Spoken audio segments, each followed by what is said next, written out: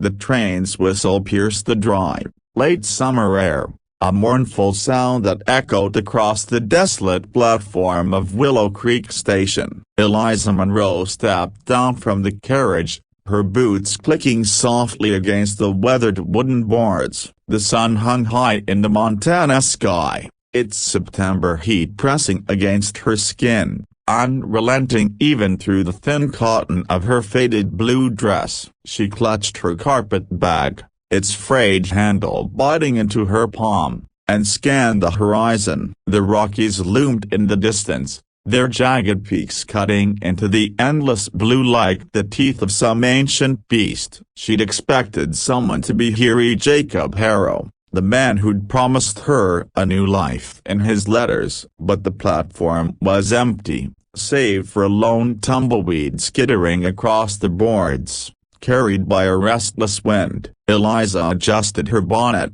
shielding her eyes from the glare. Her heart thudded, a mix of anticipation and dread. She'd traveled over 1,000 miles from Boston, leaving behind everything she'd ever known at her father's dusty bookshop, her mother's silver locket, the cramped attic room where she'd spent her nights dreaming of something more. The decision to answer Jacob's advertisement for a mail-order bride hadn't been easy. It was born of desperation, not romance. After her father's death, the debts had piled up, and the bookshop was sold to cover them. At 24, Eliza had no family, no prospects, and no desire to become a seamstress or a governess, scraping by in a city that felt colder with each passing day. Jacob's letter had been a lifeline, simple, unadorned, but kind. "I'm no poet, Miss Monroe,"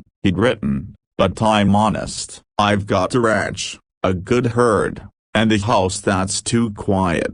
If you're willing, I'll meet you at Willow Creek Station on the 6th of September." She'd read that letter so many times the paper had softened, its creases worn thin. She'd memorized the way he described the land of wide skies, rolling plains, a place where a person could breathe. It was the opposite of Boston's narrow streets and soot-stained air. So she'd sold the locket, paid for a train ticket, and boarded with nothing but her carpetbag and a stubborn hope that she wasn't making the biggest mistake of her life. Now, standing alone on this splintered platform, that hope felt as fragile as a spider's web. The train chugged away, its iron wheels grinding against the tracks, leaving a plume of dust in its wake. Eliza set her bag down and sat on it, her hands folded tightly in her lap. She told herself to be patient. Trains were often late, and so were men. Jacob might have been delayed. A sick cow, a broken wagon wheel, some small rancher's trouble she couldn't yet imagine. She'd wait. She had no other choice. The minutes stretched into hours. The sun climbed higher, then began its slow descent, painting the sky in shades of gold and amber. Eliza's throat grew dry, her lips chapped from the arid air. She'd brought a small canteen, but she rationed it carefully, unsure how long she'd be here. The station was little more than a wooden shack with a sagging roof, no attendant in sight. A faded sign creaked on its hinges, proclaiming Willow Creek in peeling letters. Beyond the platform, the land stretched out in every direction, a flat, brown, dotted with sagebrush and the occasional twisted tree. It was beautiful in a stark, unyielding way, but it felt like the edge of the world. By mid-afternoon, doubt began to gnaw at her. What if Jacob wasn't coming? What if his letters had been a lie? A cruel trick by some bored rancher who'd never intended to show. She pushed the thought away, but it lingered, heavy as the heat. She'd heard stories of women like her, mail-order brides left stranded, swindled, or worse. Boston had been full of such tales, whispered in boarding houses and church basements, but Jacob's letters hadn't seemed like a swindler's. They were plain, almost curt, but they'd held a quiet sincerity. "I ain't much for words, but I'll be there." She clung to that promise, even as the platform's emptiness mocked her. She stood, pacing to keep her nerves at bay. Her dress clung to her skin, damp with sweat, and her dark hair, pinned tightly beneath her bonnet, felt heavy against her scalp. She was no great beauty. Her nose was too sharp, her mouth too wide, but she'd hoped her practicality, her willingness to work, would be enough for a man like Jacob. He'd written of needing a partner, not a princess. "The ranch takes all I got," he'd said. A good woman could make it a home. Eliza had liked that. She wasn't one for frills or flirtations. She wanted purpose, a place to belong. But now, with each passing minute, that dream felt further away. The sun dipped lower, casting long shadows across the platform. Eliza's stomach growled, but she ignored it. She'd eaten the last of her bread on the train, expecting to be fed at the ranch by now. She sat again, her hands trembling slightly. The loneliness of the station was overwhelming,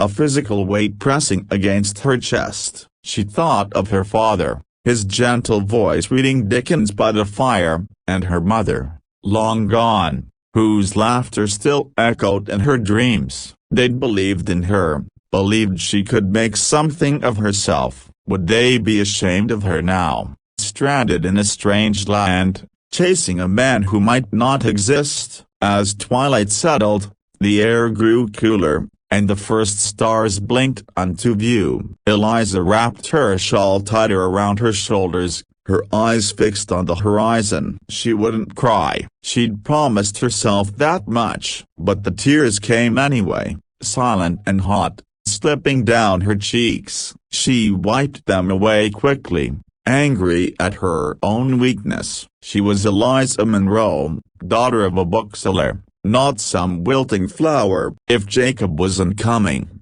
she'd find a way forward. She always had. The sound of hoofbeats broke the silence, faint at first, then growing louder. Eliza's head snapped up, her heart lurching. She stood, brushing the dust from her skirt, and peered into the gathering dusk. A lone rider emerged from the haze, his silhouette sharp against the fading light. He rode with an easy confidence, his horse moving with a steady gait. As he drew closer, Eliza saw the details: a broad-brimmed hat, a leather vest, boots caked with dust. He was tall, his frame lean but strong, like a man who'd spent his life wrestling the land into submission. He dismounted, tying his horse to a post, and approached the platform with long, deliberate strides. Eliza's breath caught. Was this Jacob? He didn't match the vague image she'd built from his letter set. A man of average height, perhaps, with the farmer's build. This man was taller, his face weathered, with a jawline sharp enough to cut glass. His eyes, when they met hers, were a piercing gray, like storm clouds over the plains. "You Eliza Monroe?" His voice was low, rough as the gravel underfoot, but there was a warmth to it, like a fire banked low. She nodded, her throat tight. "Yes." "Are you a broken bar, Mr. Harrow?" He removed his hat, revealing dark hair streaked with gray at the temples. His face was tanned, lined with years of sun and wind, but there was a softness in his expression, a hesitation that made her pause. "I ain't Jacob Harrow, ma'am," he said, his words slow, deliberate. "Name's Caleb Ward." "Jacob was my brother." Eliza's stomach dropped. "Was?" she whispered, the word barely audible. Caleb's gaze dropped to the hat in his hands, his fingers tightening around the brim. He passed. "Miss Monroe." 2 weeks back. Fever took him quick. Didn't suffer long, if that's any comfort. The world tilted beneath her feet. She gripped her carpet bag, her knuckles white. "Passed," her voice cracked, and she hated how small it sounded. "Then why broken bar? Why am I here?" Caleb looked up, his eyes searching hers. There was no pity in them, only a quiet resolve. "Jacob told me about you."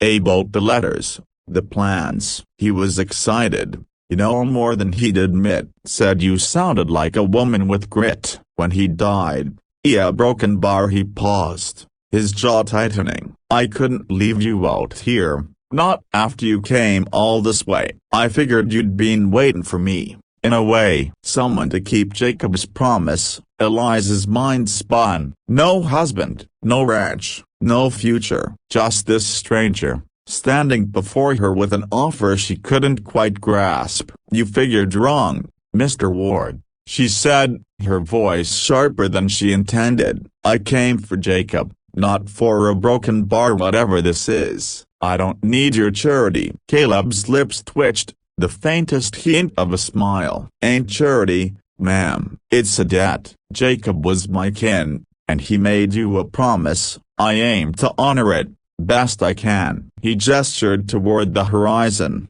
where the last light clung to the mountains. The ranch is still there. It's mine now, but it was Jacob's dream too. There's a house, a herd, work to be done. You could stay, see if it suits you. If it don't, I'll pay your way back to Boston. No strings. She stared at him, her heart pounding. His offer was practical, not romantic, but there was a sincerity in his voice that anchored her. She thought of Boston, the damp, crowded streets, the endless struggle to survive. Then she thought of the land around her, vast and unforgiving, but full of possibility. She didn't know Caleb Ward, didn't know if she could trust him, but she'd come too far to turn back without trying. I'll stay, she said finally, her voice steady despite the uncertainty in her chest. But I'm not promising anything,